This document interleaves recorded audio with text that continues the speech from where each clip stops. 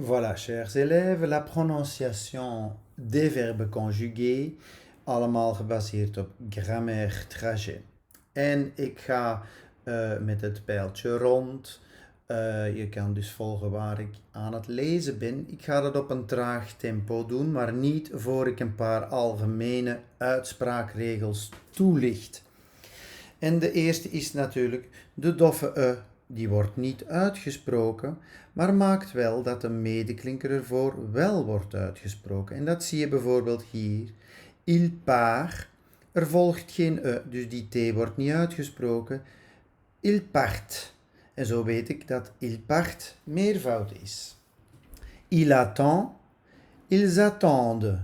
Dus daar hoor je telkens de d wel, hè, omdat er een volgt. In verband met de tussen-s, als je één s hebt tussen twee klinkers, klinkt dat als een z. Twee s'en tussen twee klinkers als een s. Ils conduisent, nous finissons. Dus dat is duidelijk het verschil tussen een z-klank en een s-klank. Tussen twee woorden heb je een liaison, een verbinding. Meestal bij de werkwoorden is dat dan tussen het onderwerp en het werkwoord. Als het tweede woord met een klinker begint. Il parle wordt de S van il niet uitgesproken, maar ils annoncent wel. En dat moet je dus oefenen, herhalen. En dat is zo doorheen heel het Frans. Persoonlijke voornaamwoorden met een doffe die krijgen een afkappingsteken geschreven, maar ook in de uitspraak. Je zegt dus niet je avoue, maar j'avoue. Je t'ai vu, il s'est lavé. En dus je gaat die woordjes niet volledig uitspreken. Dan heb je een heel belangrijke, die steeds nog altijd wordt verkeerd uitgesproken door veel leerlingen. Dat is in de présent, de derde persoon meervoud. De uitgang ent wordt gewoon als een doffe uitgesproken. En die ent die verdwijnt. Dus il parle, il finissent, elles vendent. Ik wil dat niet meer horen. De uitspraak van die drie lettertjes. En dan beginnen we eraan met de eerste groep van de werkwoorden op ER, de grootste groep by far. Je pense, tu penses, il pense. Nous pensons, vous pensez, il pense. Imparfait. Je pensais, tu pensais, il pensait. Nous pensions, vous pensiez, il pensait. De passé composé. J'ai pensé, tu as pensé, il a pensé, nous avons pensé, vous avez pensé, ils ont pensé. De pluske parfait is enkel het hulpwerkwoord dat in de imperfect terechtkomt. J'avais pensé, tu avais pensé, il avait pensé, nous avions pensé, vous aviez pensé, ils avaient pensé. Dan gaan we hier naar de futur simple, vertrekkend van de infinitief. Je penserai, tu penseras, il pensera, nous penserons, vous penserez, ils penseront. De futur antérieur, waar het hulpwerkwoord in de futur simple staat. J'aurais pensé, tu auras pensé, il aura pensé, nous aurons pensé, vous aurez pensé, ils auront pensé. Dan hebben we hier nog de conditionnel. In de présent, je penserai, tu penserais, il penserait, nous penserions, vous penseriez, il penserait. En dan tenslotte de conditionnel passé met het hulpwerkwoord in de conditionnel présent. J'aurais pensé, tu aurais pensé, il aurait pensé, nous aurions pensé, Vous auriez pensé. Ils auraient pensé. Goed, dan overlopen die specialetjes. J'oublie. Nous oublions. Vous oubliez. Dat is in de présent. In de imparfait. J'oubliais. Nous oublions. Vous oubliez. Je hoort geen verschil tussen die twee, ook al is het anders geschreven. Futur simple, j'oublierai. Ou tu oublierais in de conditionnel.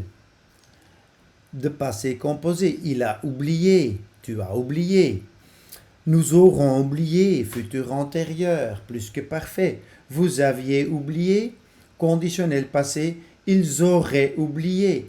Ils auraient oublié, niks speciaal aan. Hè? Dus gewoon die i die zich apart uitspreekt. Manger, ja, dat wordt ook apart, waar al voor het schrijven. Je mange, tu manges, il mange. Nous mangeons, vous mangez, il mange. Dus gewoon nous mangeons, die dat is enkel voor de uitspraak van de je-klank te bewaren. En daarom krijg je dat ook hier. Je mangeais, tu mangeais, il mangeait.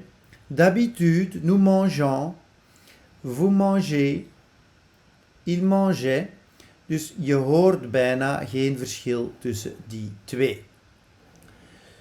Je mangerai, tu mangerais. Il a mangé, nous aurons mangé, vous aviez mangé, ils auraient mangé.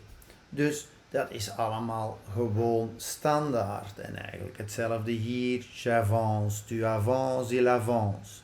Nous avançons, vous avancez, ils avancent.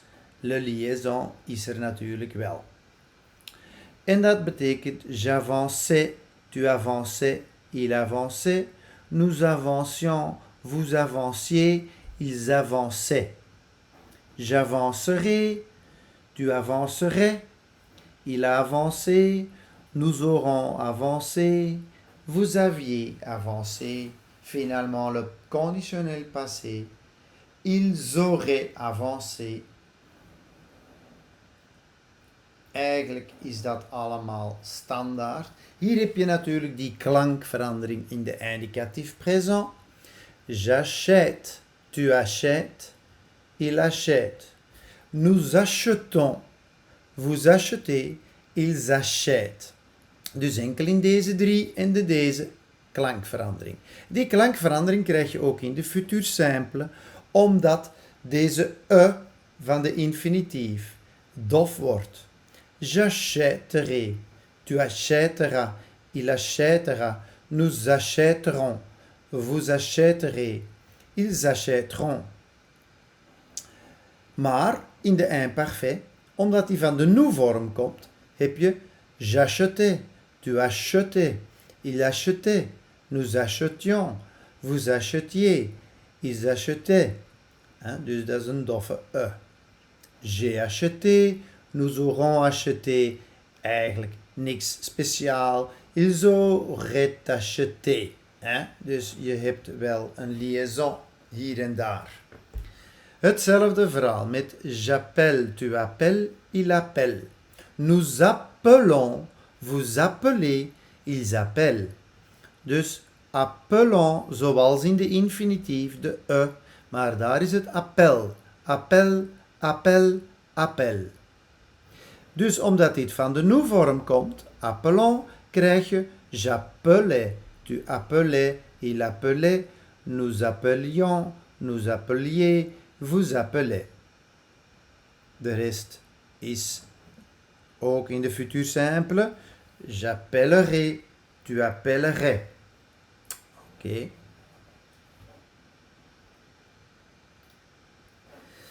Dan heb je hier ook de verdubbeling van de t in de eerste drie personen van de enkelvoud en de derde meervoud. Je jette, tu jettes, il jette. Maar de infinitief is jeter, jeter, en die komt hier terug. Nous jetons, vous jetez, il jette. Die klank krijg je ook omdat de van de infinitief dof wordt. Je jetterai, tu jetteras, etc. Maar in de imparfait van de nous-vorm, je jetais, tu jetais, il jetait, nous jetions, vous jetiez, il jetait. Dus dat blijft. J'appuie, tu appuies, il appuie, nous appuyons, vous appuyez, ils appuient. J'appuierai, j'appuierai, j'ai appuyé, j'appuyais, tu appuyais, il appuyait. Nous appuyions, vous appuyiez, ils appuyaient. En dus, nous aurons appuyé, vous aviez appuyé, ils auraient appuyé. Espérer krijg je hetzelfde fenomeen met de klankverandering. J'espère, tu espères, il espère. Terwijl de infinitief espérer is. Espérer wordt dat hier j'espère, tu espères, il espère, ils espèrent. Maar hier nous espérions, vous espérez. J'espérerai, j'espérera. J'ai espéré. En ook in de imparfait. J'espérais, j'espérais, tu espérais, il espérait, nous espérions. Redelijk recht toe, recht aan. Dan komen we de werkwoorden op IR waarbij die meervoudsvormen toch vergeten worden. Je finis, tu finis, il finit. Nous finissons, vous finissez, ils finissent. Imparfait, komende van de nous-vorm. Je finissais, tu finissais, il finissait. Nous finissions, vous finissiez, il finissait. Tu as fini. Nous avons fini. J'avais fini, tu avais fini, nous avions fini. Niets speciaals. Je finirai, tu finiras, il finira. Je finirai, nous finirions. J'aurais fini. Dus voor de rest is dat niet zo spannend. Nous finissions, want nous finissons. Je finissais. Maar dan komen we bij die twee kleinere groepjes en daar heb je andere uitgangen. Je pars, tu pars, il part. Nous partons, vous partez, il part. En dat betekent in de imparfait vertrekkende van die partant. Je partais, tu partais, il partait. Nous partions, vous partiez, il partait. Voor de rest, je partirai, tu partiras. Je serai parti, want partir is natuurlijk van het huisje van être. Dus j'étais parti, je suis parti, nous sommes partis, ils sont partis, nous serions partis, vous seriez partis, elle serait partie. Dus dat is natuurlijk wel apart te oefenen. Ouvrir dan. Ouvrir heeft de uitgangen zoals parler, zoals penser. J'ouvre, tu ouvres, il ouvre. Nous ouvrons, vous ouvrez, ils ouvrent. J'ouvrais, tu ouvrais, il ouvrait. Dus ik wil niet meer j'ouvris horen. Het eindigt wel op IR, maar volgt dus eigenlijk de uitgangen van penser. Is er nog iets speciaal over uitspraak? Dat is natuurlijk in de passé composé. Le participe passé is ouvert. J'ai ouvert, tu as ouvert, il a ouvert. Nous avons ouvert, vous avez ouvert, ils ont ouvert. Dus dat is gewoon natuurlijk te oefenen. Het is maar een klein groepje. Oefen dat. Conduire. En dan krijg je hier de S-klank die verdwijnt, die tevoorschijn komt in het meervoud. Je conduis, tu conduis, il conduit. Nous conduisons, vous conduisez, ils conduisent. En dus j'ai conduit. En dan imparfait is je conduisais, tu conduisais, il conduisait. Nous conduisions, vous conduisiez, il conduisait. En voor de rest is dat niet zo speciaal, gewoon de regels. Attendre is de grote groep van werkwoorden op RE. J'attends, tu attends, il attend. Nous attendons, vous attendez, ils attendent. En dat geeft attendez, attendez, attendez. Nous attendions, vous attendiez, ils attendaient. J'avais attendu. Attendu op een U-klank voor deze groep van werkwoorden, zoals vendre, attendre en wat nogal meer. J'aurais attendu, nous aurions attendu, die liaison kan je doen. Ils auraient attendu, dat gaan ze vaak wel doen, die T-klank van de dingen. Die S en die Z, dat wordt al wel eens achterwege gelaten in de uitspraak. Dus nous aurions attendu, vous auriez attendu, maar nous aurions attendu, dat kan ook wel. Hè? Peindre, ja, dus dan heb je die nj-klank, is speciaal. Je peins, tu peins, il peint. Nous peignons, vous peignez, il peigne. En dat komt dan terug in de imparfait. Je peignais, tu peignais, il peignait. Nous peignions, vous peigniez, il peigne. Voor de rest heb je natuurlijk dat het voltooid deelwoord peint is. J'ai peint, dus niks met peindu, hè? Dat wil ik niet horen. J'ai peint, tu as peint, j'aurais peint, je peindrai, dat is ook gewoon normaal. Bij avoir, j'ai, tu as, il a, nous avons, vous avez, ils ont. Ils ont. Ok, très important. J'avais, tu avais, ja, dat moet je weten, want de plusje parfait heeft deze vormen als hulpwerkwoord.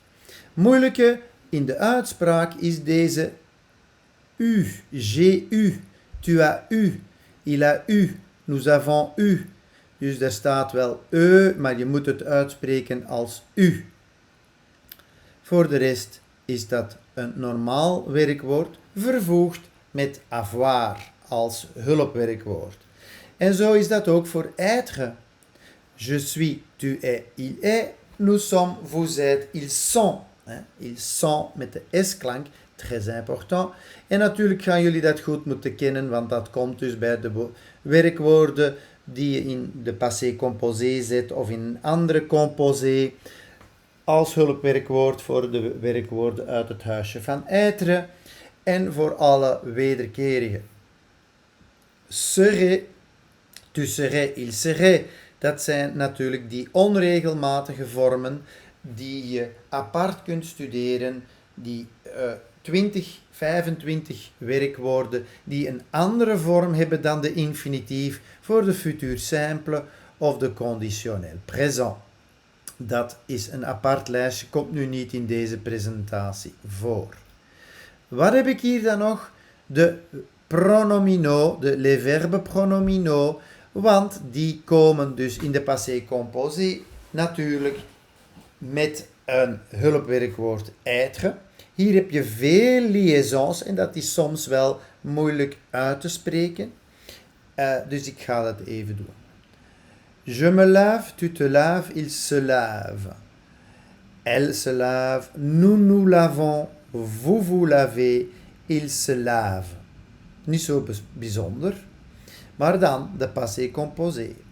Je me suis lavé, tu t'es lavé, il s'est lavé. Nous nous sommes lavés, vous vous êtes lavés, ils se sont lavés. En dus je m'étais, tu t'étais, il s'était. Dus je m'étais lavé, tu t'étais lavé, il s'était lavé. Nous nous étions lavés, vous vous étiez lavés, il s'était lavé. Dus die vormen, dat moet je toch wel oefenen om dat eruit te krijgen. En dan nog eens in het bijzonder heb ik hier een wederkerig werkwoord waarvan het hoofdwerkwoord begint met de klinker, met een klinker. Dan heb je nog eens een extra liaison. Je me suis ennuyé, tu t'es ennuyé, il s'est ennuyé, nous nous sommes ennuyés, vous vous êtes ennuyés, ils se sont ennuyés. Ja, dus dat is een beetje te oefenen, komt niet vanzelf. En dan voor de passé récent en de futur proche is het ook belangrijk, dat staat hier niet in dit kadertje, om te weten dat het persoonlijk voornaamwoord, het wederkerig voornaamwoordje, bij het werkwoord in de infinitief staat. Je viens de me laver. Tu vas t'ennuyer. Nous allons nous ennuyer. Dus dat wederkerig werkwoordje staat bij die infinitief als je de passé récent en de futur proche hebt. Trouwens, altijd als je een infinitief hebt.